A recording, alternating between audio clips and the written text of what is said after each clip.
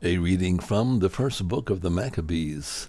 From the descendants of Alexander's officers, there sprang a sinful offshoot, Antiochus Epiphanes, son of King Antiochus, once a hostage at Rome.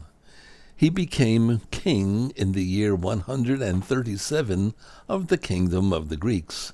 In those days there appeared in Israel men who were breakers of the law, and they seduced many people, saying, "Let us go and make an alliance with the Gentiles all around us, since we separated from them.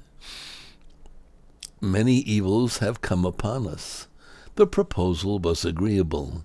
Some from among the people promptly went to the king, and he authorized them to introduce the way of living of the Gentiles.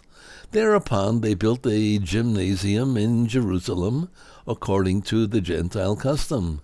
They covered over the mark of their circumcision and abandoned the Holy Covenant.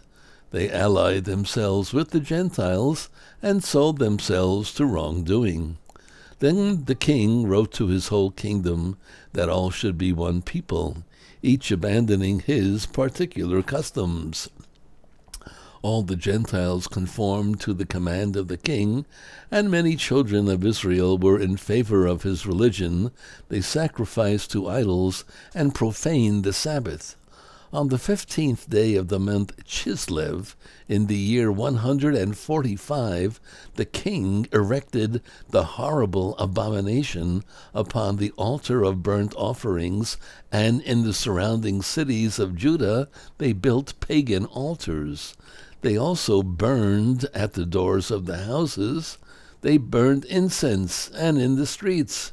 Any scrolls of the law which they found, they tore up and burnt.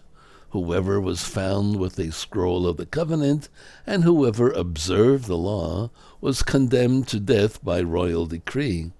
But many in Israel were determined and resolved in their hearts not to eat anything unclean. They preferred to die rather than to be defiled with unclean food, or to profane the Holy Covenant, and they did die.